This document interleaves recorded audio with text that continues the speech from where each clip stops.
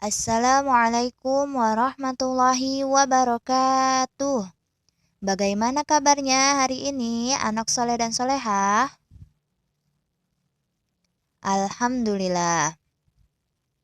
Bertemu lagi bersama Ibu pada pembelajaran fikih. Minggu lalu kita telah belajar syarat menjadi imam dan syarat menjadi makmum. Apa saja syaratnya? Masih ingat? Kalau syarat menjadi imam yaitu yang paling utama dia adalah yang fasih membaca Al-Quran, terutama surat Al-Fatihah. Pada hari ini Ibu akan menjelaskan tentang hikmah sholat berjamaah dan ketentuan sholat berjamaah. Silahkan anak soleh dan soleha dibuka bukunya halaman 47. Ditonton sampai selesai ya videonya. Kita bahas satu-satu.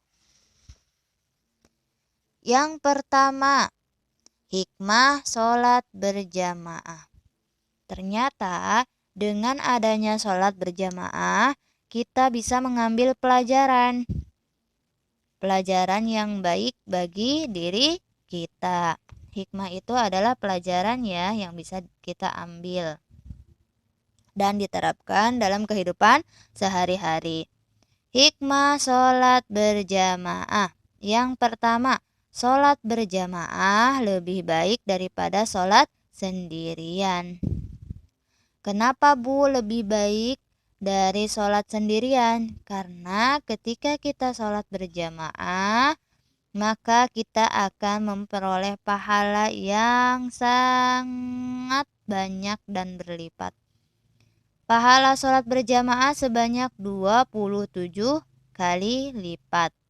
Sedangkan kalau kita sholat sendirian, kita hanya mendapatkan satu pahala saja.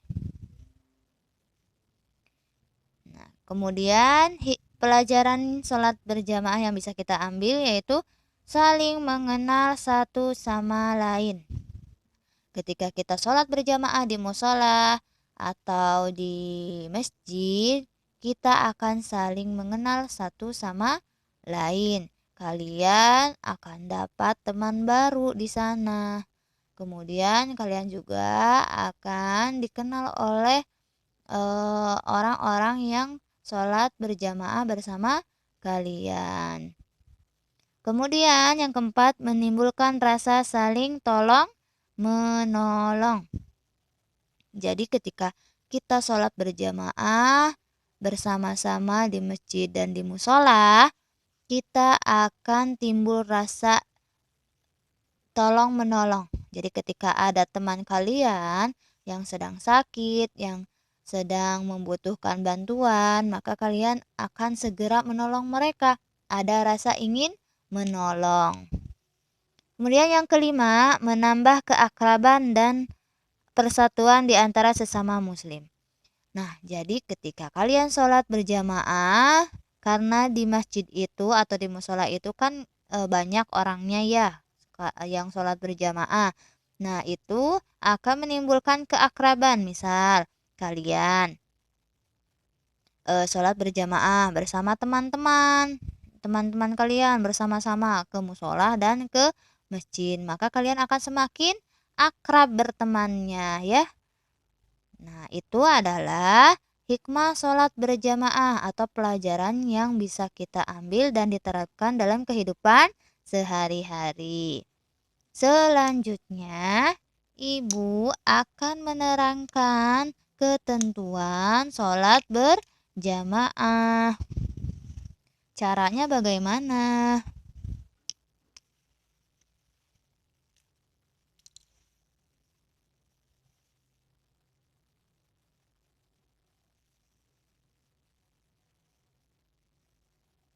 Cara sholat berjamaah.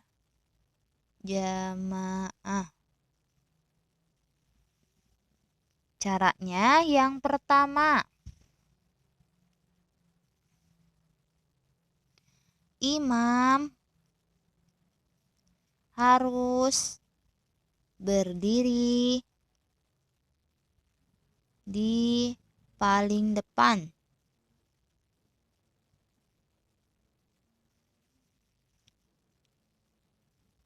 Kemudian makmum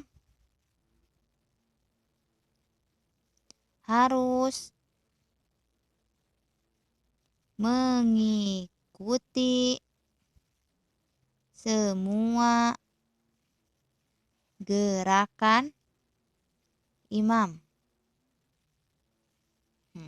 Yang pertama, imam harus berdiri di paling depan. Jadi yang menjadi imam itu pasti berdirinya di paling depan. Kemudian di belakang imam ada yang namanya makmum. Nah, makmum ini harus mengikuti semua gerakan imam. Jadi ketika imam ruku, maka makmum juga ruku. Ketika imam sujud, maka makmum juga sujud. Ketika imam bangkit dari sujud, maka makmum juga harus bangkit dari sujud.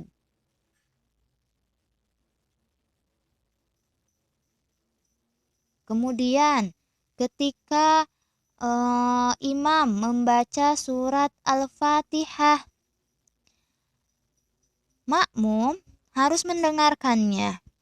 Kemudian setelah imam selesai membaca surat Al-Fatihah, maka makmum membaca surat Al-Fatihah. Kemudian menjadi makmum juga tidak boleh bercakap-cakap, tidak boleh bercanda, tidak boleh tertawa.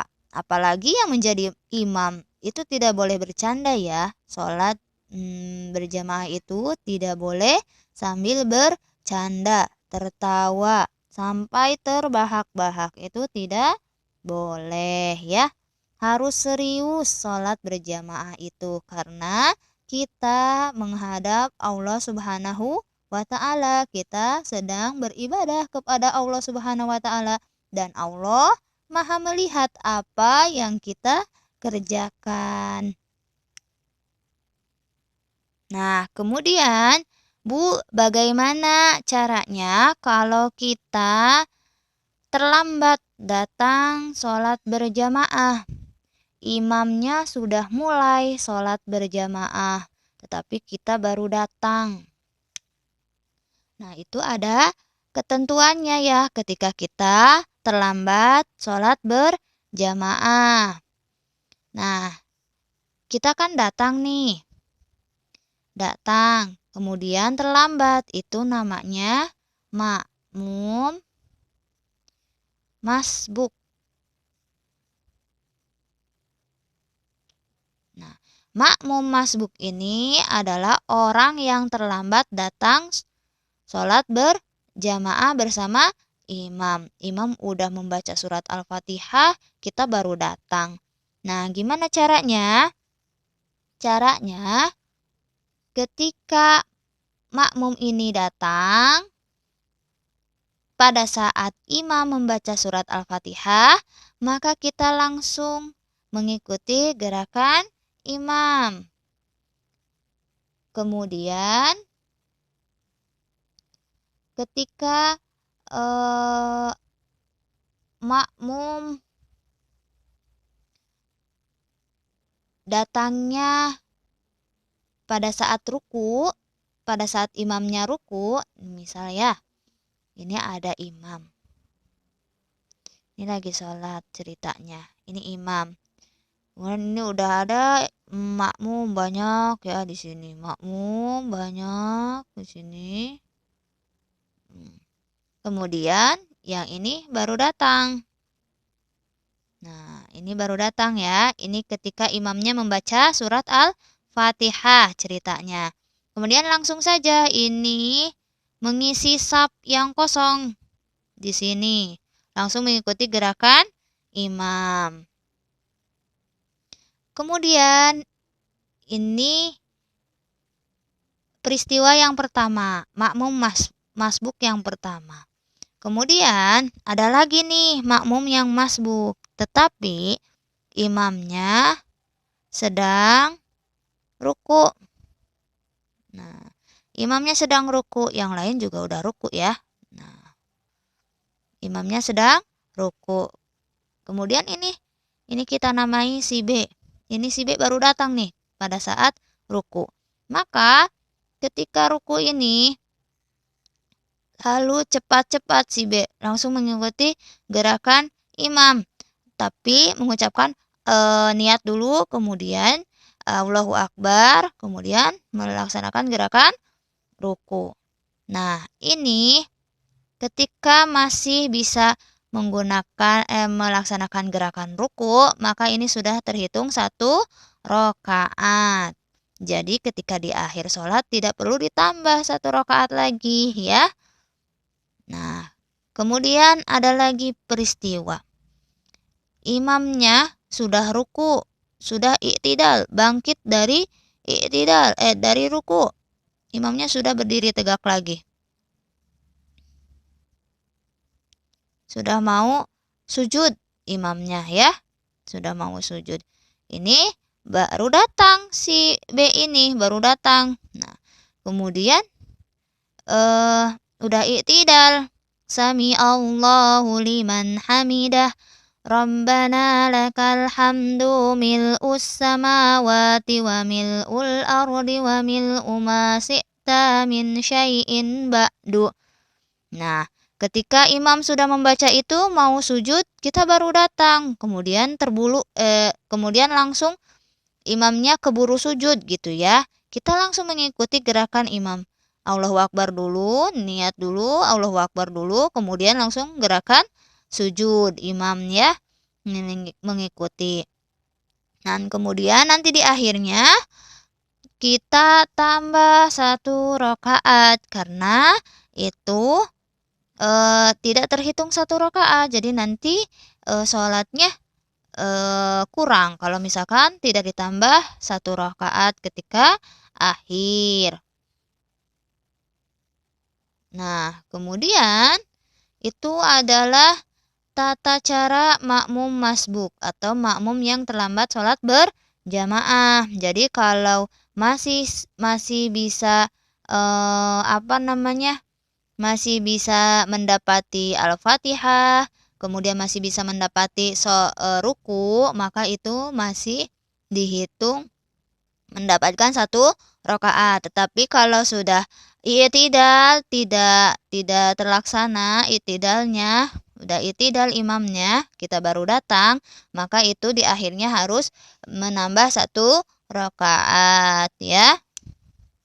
Kemudian Bu, kalau imamnya lupa bagaimana? Ada bacaan yang lupa, ada gerakan yang lupa. Nah, misal di sini ada imam lagi sholat. Nah, kemudian si imam ini lupa bacaan sholatnya. Apa yang harus dilakukan makmum? Yang harus dilakukan makmum laki-laki untuk mengingatkan imam, yaitu dengan membaca subhanallah. Dengan membaca subhanallah.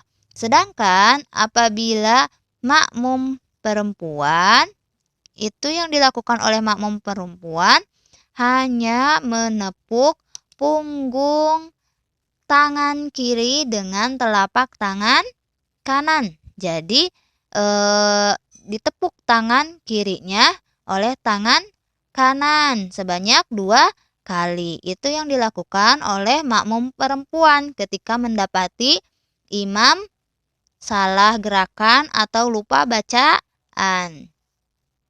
Kalau laki-laki membaca subhanallah. Kalau perempuan menepuk tangan